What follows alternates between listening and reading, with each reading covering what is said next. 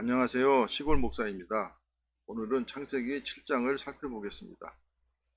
6장에서는 하나님의 말씀에 순종한 노아가 120년에 걸쳐 방주를 완성하는 장면이 나오고, 오늘 살펴보실 7장에서는 하나님께서 노아의 가족들과 노아에게 명하신 짐승과 새와 기는 모든 것이 방주에 들어가고 난 후에 하나님께서 40주야 비를 내리십니다. 그로 인해 방주에 오르지 않은 코로 숨쉬는 것은 모두 진멸하게 된 것을 볼 수 있습니다. 그럼 1절을 보시겠습니다.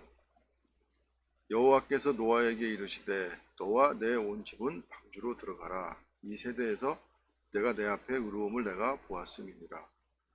노아가 하나님의 뜻대로 살려고 했기 때문에 이를 그의 의로 인정해 주셨다는 것은 창세기 6장 9절에서 이미 살펴보았습니다. 그러나 진정한 칭의는 그리스도의 피공로에 근거하여 하나님의 은혜로만 가능합니다.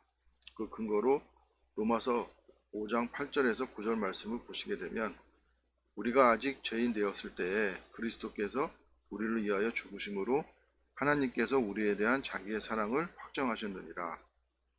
그러면 이제 우리가 그의 피로 말미암아 의롭다 하심을 받았으니 더욱 그로 말미암아 진노하심에서 구원을 받을 것이니 라고 기록된 것을 볼 수 있습니다. 그러니까 노아 역시도 그리스도의 피로 인해서 의롭다함을 받게 된 사람이라고 보시면 될 것 같습니다. 2절 보시겠습니다. 너는 모든 정결한 짐승은 암수 7씩, 부정한 것은 암수 2씩을 내게로 데려오며, 정결과 부정에 대해 아직 규례가 정해지지 않았기에 레위기 이후에 이 책이 기록된 것이다 라고 볼 수 있겠습니다. 암수 7씩은 간혹 7마리로 보는 학자들도 있습니다. 그리고 암수 2씩을 4마리로 보는데 이것 역시 2마리로 보는 학자들도 있습니다.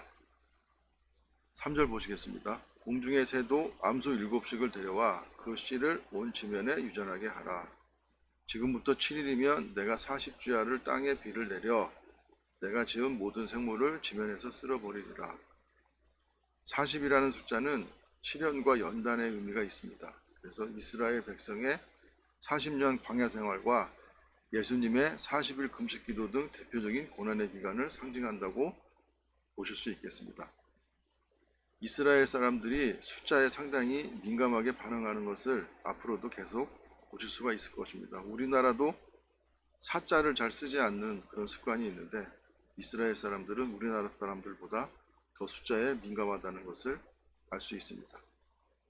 5절 보시겠습니다. 노아가 여호와께서 자기에게 명하신 대로 다 준행하였더라. 120년 동안을 비도 내리지도 않는데 방주를 짓는 그런 노아를 보고 주변 사람들이 상당히 많이 조롱했을 것 같습니다. 홍수가 땅에 있을 때의 노아가 600세라. 이때가 BC 2458년입니다. 그리고 6이라는 숫자가 갖는 상징적 의미가 혹독한 시련과 엄청난 고난이라는 것을 기억해 두셨으면 좋겠습니다. 7절 보시겠습니다. 노아는 아들들과 아내와 며느리들과 함께 홍수를 피하여 방주에 들어갔고, 총 8명이 들어간 것을 볼 수 있는데요. 한자 배선자를 보면 배주, 8팔, 입구 이렇게 형성이 되어 있습니다. 그래서 8명이 배 안으로 들어갔다는 것이 배라는 뜻이 됩니다. 8절 보시겠습니다. 정결한 짐승과 부정한 짐승과 새와 땅에 기는 모든 것은 하나님이 노아에게 명하신 대로 암수 2씩 노아에게 나와 방주로 들어갔으며, 2절하고 숫자가 일치하지 않는데 9절에서는 암수가 쌍을 이루어 들어갔다라는 것을 기록한 것이라고 보면 되겠습니다. 7일 후에 홍수가 땅에 덮이니 7은 완전수입니다. 그래서 홍수 심판이 이르기 전에 방주에 들어갈 충분하고 완전한 날이다, 이렇게 보시면 되겠습니다. 11절 보시겠습니다. 노아가 600세 되던 해 둘째 달 곧 그 달 11의 날이라. 그날에 큰 기품의 샘들이 터지며 하늘의 창문들이 열려. 기품이라고 기록된 히브리어 터홈은 원래 지하수의 근원을 가리키는데 큰 바다로도 사용되는 단어입니다. 따라서 본절은 대홍수 때 폭우와 함께 해일, 지하수의 범람까지도 발생했음을 의미합니다. 그리고 하늘의 창문들이 열렸다는 것은 고대인들의 우주관을 반영하는 말인데요. 고대인들은 대기권 너머 2층 천에는 비, 우박, 눈 등을 엄청나게 보관하고 있는 하늘 창고가 있다고 생각했습니다. 그리고 이것들은 하늘 창문을 통해 지상에 내려진다고 생각했습니다. 따라서 대홍수는 이러한 하늘 창문들이 한꺼번에 열린 것으로 생각했고 또 그렇게 묘사했음을 알 수 있습니다. 12절 보시겠습니다. 40주야를 비가 땅에 쏟아졌더라. 곧 그날에 노아와 그의 아들 셈, 함, 야벳과 노아의 아내와 세 며느리가 다 방주로 들어갔고 그들과 모든 들짐승이 그 종류대로 모든 가축이 그 종류대로 땅에 기는 모든 것이 그 종류대로 모든 새가 그 종류대로 무릇 생명의 기운이 있는 율체가 둘씩 노아에게 나와 방주로 들어갔으니 육체가 둘씩이라는 것은 암수가 들어갔다는 표현입니다. 그리고 지금 알려진 것은 포유류가 3,500종, 파충류가 5,500종, 조류가 8,600종이기에 총 35,000마리가 들어간 것으로 추산할 수 있겠습니다. 16절 보시겠습니다. 들어간 것들은 모든 것의 암수라 하나님이 그에게 명하신 대로 들어가매 여호와께서 그를 들여보내고 문을 닫으시니라. 하나님께서 방주의 문을 닫아주셨다고 기록되어 있습니다. 17절 보시겠습니다. 홍수가 땅에 40일 동안 계속된지라 물이 많아져 방주가 땅에 떠올랐고 물이 더 많아져 땅에 넘침에 방주가 물 위에 떠다녔으며 배가 되려면 방향을 잡는 키와 추진력이 있는 노가 있어야 되는데 방주는 그런 것들이 없기 때문에 그냥 나무 상자라고 보시면 될 것 같습니다. 19절 물이 땅에 더욱 넘침에 천하의 높은 산이 다 잠겼더니 현재 에베레스트 산 높이가 8,848m이어서 제일 높은데 방주가 걸려 있다고 보는 대아라라산은 5,113m이고 소아라라산은 3,893m라고 합니다. 물이 불어서 15규빗이나 오르니 산들이 잠긴지라.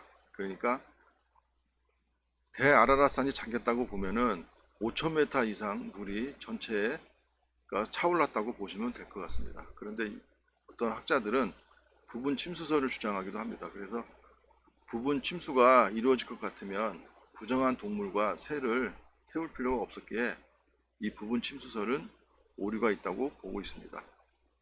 21절 보시겠습니다. 땅 위에 움직이는 생물이 다 죽었으니 곧 새와 가축과 들짐승과 땅에 기는 모든 것과 모든 사람이라. 육지에 있어 그 코에 생명의 기운이 숨이 있는 것은 다 죽었더라. 홍수의 순서를 제가 이렇게 기록을 해봤습니다. 그래서 그 홍수가 2월 10일 날 시작돼서 그 다음 해인 2월 27일 날 끝나는 것을 볼 수 있습니다. 자료가 필요하신 분들은 PPT 화면을 참고하시면 될 것 같습니다. 23절을 보시겠습니다. 지면의 모든 생물을 쓸어버리시니 곧 사람과 가축과 기는 것과 공중의 새까지라. 이들은 땅에서 쓸어버림을 당하였으되 오직 노아와 그와 함께 방주에 있던 자들만 남았더라. 물이 150일을 땅에 넘쳤더라. 150일은 비가 내린 40일을 포함한 날짜가 되겠습니다. 물이 노아 때는 생물을 쓸어버리는 역할을 했으나 후에는 구원하인 표인 세례로 사용되게 됩니다. 베드로전서 3장 20절에서 21절을 살펴보시게 되면 방주에서 물로 말미암아 구원을 얻은 자가 몇 명뿐이니 겨우 8명이라. 물은 예수 그리스도께서 부활하심으로 말미암아 이제 너희를 구원하는 편이 곧 세례라.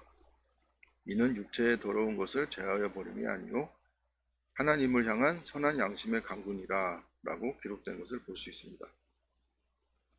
세상이 하나님의 진노 아래 멸절되어가는 절박한 순간에도 노아 가족만은 하나님 보호의 날개 아래서 편히 쉴 수 있었는데 이는 성도가 어떤 환난 중에서도 소망을 가질 수 있는 이유가 되겠습니다. 그러한 이유로 바울 사도는 로마서 5장 3절에서 4절에 우리가 환난 중에도 즐거워하나니 이는 환난은 인내를, 인내는 연단을, 연단은 소망을 이루는 줄 아미로다 라고 말씀하고 계십니다. 지금 이 순간 고난과 난간에 닥쳐 있는 성도님들이 있다면 많이 힘에 부치고 견디기 어렵더라도 믿음의 끈을 놓지 마시고 노아처럼 하나님의 말씀을 붙잡고 순종하시게 되면 하나님으로부터 커다란 위로를 받으실 수가 있을 것입니다. 감사합니다.